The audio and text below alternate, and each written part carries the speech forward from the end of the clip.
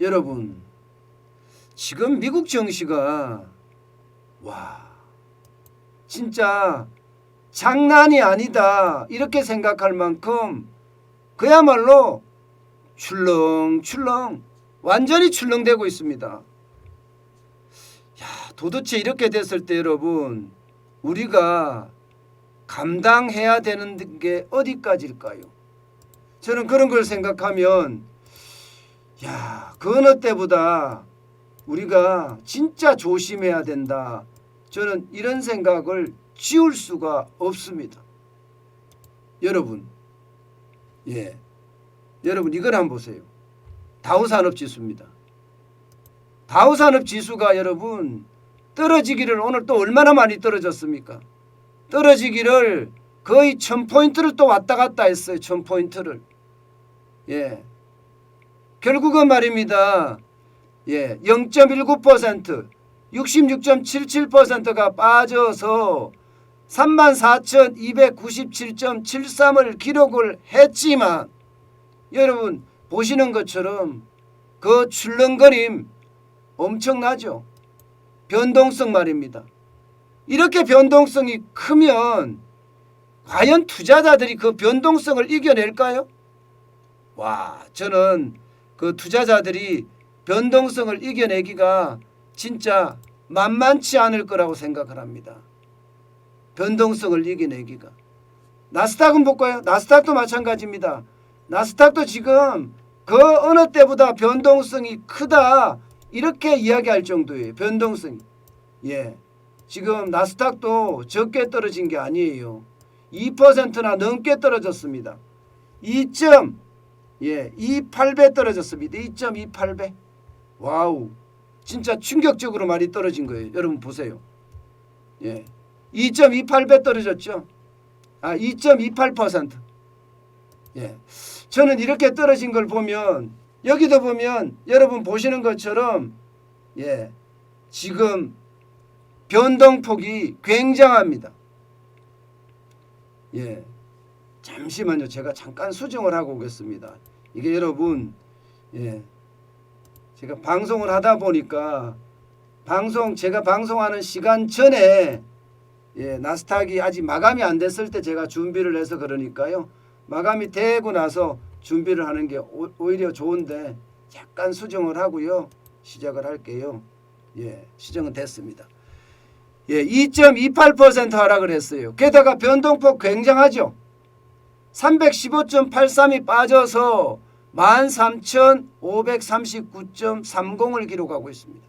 게다가 장막판에 엄청 떨어졌습니다. 장막판에 엄청 떨어졌어요.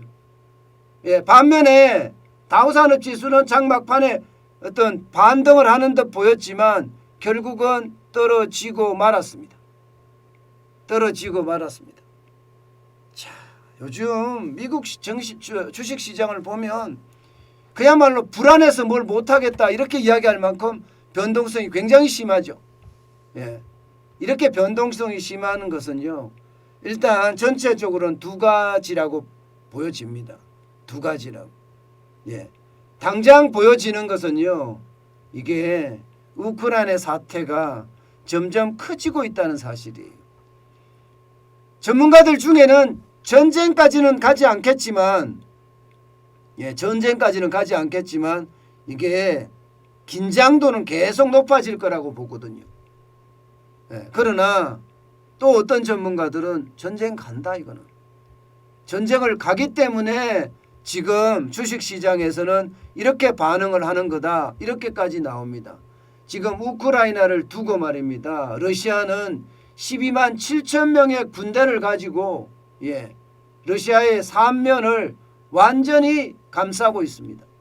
그야말로 언제든 명령만 내리면 들어가겠다 이런 생각을 지금 갖고 있을 정도예요. 그렇지만 서방도 지금 가만히 있지 않죠. 서방도 기본적으로 미국을 중심으로 한 나토군이 지금 준비를 하고 있습니다. 4,957명이 발트 삼국이나 폴란드나 발트 삼국은 에스토니아, 라트비아, 리투아니아죠. 여기에 파병이 되거나 혹은 폴란드로 지금 가고 있거나 유럽으로 루마니아로도 가고 있거든요. 문제는 여러분 미군이 여기에 더 포함해서 8,500명 가량의 미군이 다시 더 증파된다는 이야기가 나올 정도입니다. 그 정도로 우크라이나를 두고 러시아와 서방의 어떤 기운이 굉장히 좋지 않아요. 그러니까 이런 게 시장에 그대로 영향을 미쳤다 이렇게 봅니다. 게다가 말입니다. 게다가 두 번째로 영향을 많이 미친 것은요. 지금 미국의 중앙은행의 조기 긴축 공포가 아직도 가라앉지 않고 있습니다. 조금 가라앉은 모양새는 보이기는 하나 이대로 가라앉을 것 같지는 않아요. 기본적으로 지금 미국은 통화 정책을 완전 긴축 모드로 전면적으로 전환을 했잖아요. 쉽게 말하면 지금까지 테이퍼링이라고 해서 돈을 풀던 거 한 달에 1,200억 달러까지 국고채를 사들이거나 주택 저당 정권을 사들였거든요. 이 부분에 대해서도 지금 완전히 줄여가고 있습니다. 1월 달에는 900억 달러 정도만 사들이겠다 이렇게 얘기할 정도로 벌써 300억 달러가 줄었고요. 1월 달에는 여기서 300억 달러를 더 줄인다는 이야기가 또 있습니다. 그럼 600억 달러가 되겠죠. 게다가 말입니다.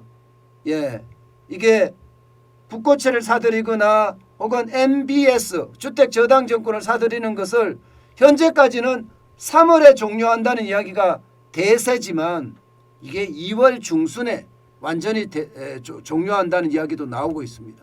2월 중순에. 그러면 한꺼번에 지금 국고채를 600억 달러 가량이 되는 것을 완전히 중단한다는 거잖아요. 그러니까 굉장히 충격이 더 가해지는 것 같은 그런 모습을 보이고요. 여기에다가 금리 인상도 현재까지 미국의 연준 중앙은행은 3번 올리겠다 이렇게 이야기했지만 시장에서는 이미 4번 올리겠다요. 3월, 6월, 9월, 12월. 게다가 전문가에 따라서는 6차례, 7차례도 올릴 수 있다. 이런 얘기가 지금 나오고 있거든요. 그러니까 긴축 발작이 일어날 수밖에 없는 상황이에요. 여기다가 양적 긴축은 또 어떻습니까? 양적 긴축은 미국의 중앙은행이 가지고 있는 자산을 매각하는 건데 8조 달러가 넘는 자산을 4조 달러로 줄인다고 합니다. 그게 시작점이 7월이고요. 7월에 1,000억 달러 이상씩 줄여간다는 이야기인데 그러면 여러분 우리가 예상했던 것보다가 미국의 통화 정책은 긴축 모드로 굉장히 빠르게 바뀌고요. 이렇게 빠르게 바뀐 긴축 모드가 시장에 엄청나게 영향을 주고 그 시장에 영향을 받은 주식시장은요. 그만큼 힘들어지고 있다는 거예요. 그러니까 다우산업지수가 지금 많이는 안 떨어졌습니다. 그러나 변동폭은 1,000포인트가량 될 정도로 변동폭이 커요.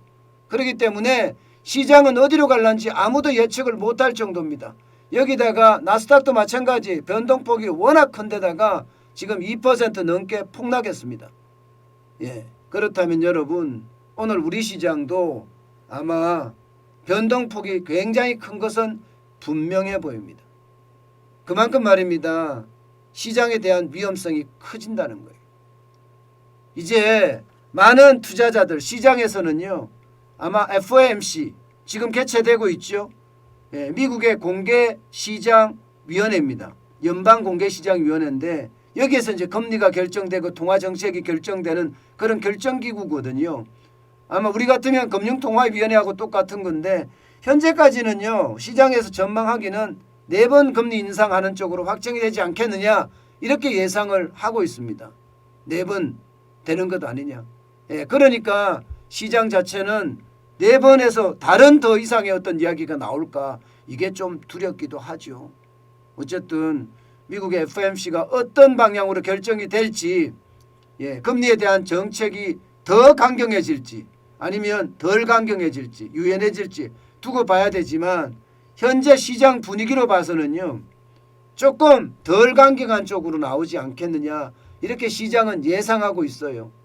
왜냐하면 금리가 그 10년 만기 국채금리가 생각했던 것보다 쭉 올라가지는 안 하고 있거든요. 물론 1.7814%도 적은 금리가 아니에요.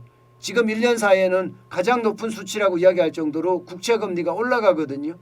국채금리가 올라간다는 것은 시장에 시장금리가 올라가는 게 얼마 안 남았다는 신호거든요.